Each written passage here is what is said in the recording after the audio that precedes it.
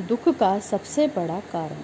एक आदमी ने अपने जीवन भर की कमाई से एक आलीशान घर बनाया। इस घर से उस आदमी को कुछ ज़्यादा लगाव था। वह घर की जी जान से देखभाल करता था। छोटी मोटी प्रॉब्लम आए तो उसे तुरंत ठीक करता था। कई बार लोगों ने उस घर को बेचने की सलाह दी थी। बहुत लोगों ने अच्छी कीमत पर उस घर को मांगा भी था। उसका खुद का बेटा भी अच्छी कीमत मिलने से उस घर को बेचने के लिए तैयार था, लेकिन वो आदमी कभी भी उस घर को छोड़ने के लिए तैयार नहीं था। उसे जीवन में किसी और वस्तु से ज़्यादा इस घर पर गर्व था, अभिमान था। एक दिन वो आदमी बाजार गया हुआ था। जब वह बाजार से लौटा तो उसने देखा कि उसके घर के सामने भीड़ जमा है। वह दौड़ते हुए आया तो उसे बहुत बड़ा आघात लगा, क्योंकि उसके घर में आग लग चुकी थी। अपने सबसे प्यारे घर को ऐसे आग में जलते हुए देखकर वह अधमरा सा हो गया। उसे समझ में नहीं आ रहा था कि वह क्या करे।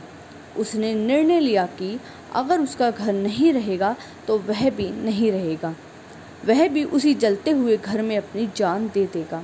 अपने दुख में जब वो आदमी जलते हुए घर में अपनी जान देने गया, तब वहाँ तमाशा देख रहे लोगों में से एक ने उसे रोक लिया और उसे कहा कि क्यों बेवजह अपनी जान देना चाहते हो, क्योंकि अब यह घर तुम्हारा नहीं है। एक दिन पहले ही तुम्हारे बेटे ने इस घर का सौदा किसी के साथ कर दिया था। जैसे ही उस आदमी को इस बात का पता चला, उसका सारा दुख खत्म हो गया।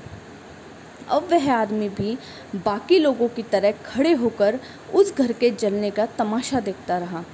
जब वहाँ पर उस आदमी का बेटा आया तो वह आदमी अपने बेटे के पास जाकर उसे कहने लगा, ज़रूर मैंने पिछले जन्म में पुण्य किए होंगे, इसलिए मुझे तुम्हारे जैसा बेटा मिला।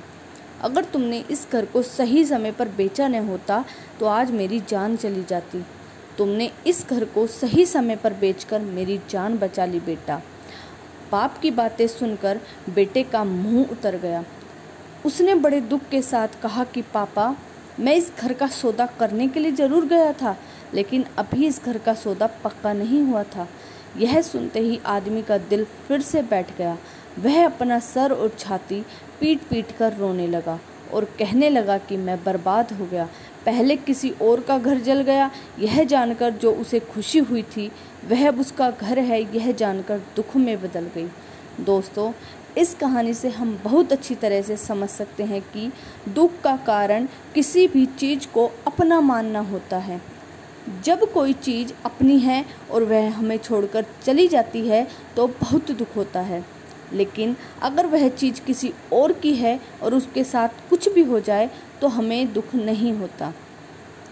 श्रीमद् भागवत गीता में भी यही लिखा है कि किसी भी वस्तु को अपना मानना ही दुख का सबसे बड़ा कारण है। इसलिए किसी भी वस्तु के साथ ज़्यादा लगाव या मोह नहीं बांधना चाहिए। अगर हम ऐसा कर सकें तो हमें जीवन में कभी भी दुख नहीं होगा, क्योंकि भागवत गीता कहती है कि इस संसार में कोई भी वस्तु अपनी नहीं है। तो दोस्तों, आपको हमारी कहानी कैसी लगी? अगर हमारी कहानी अच्छी लगी तो हमारे चैनल को सब्सक्राइब ज़रूर करें।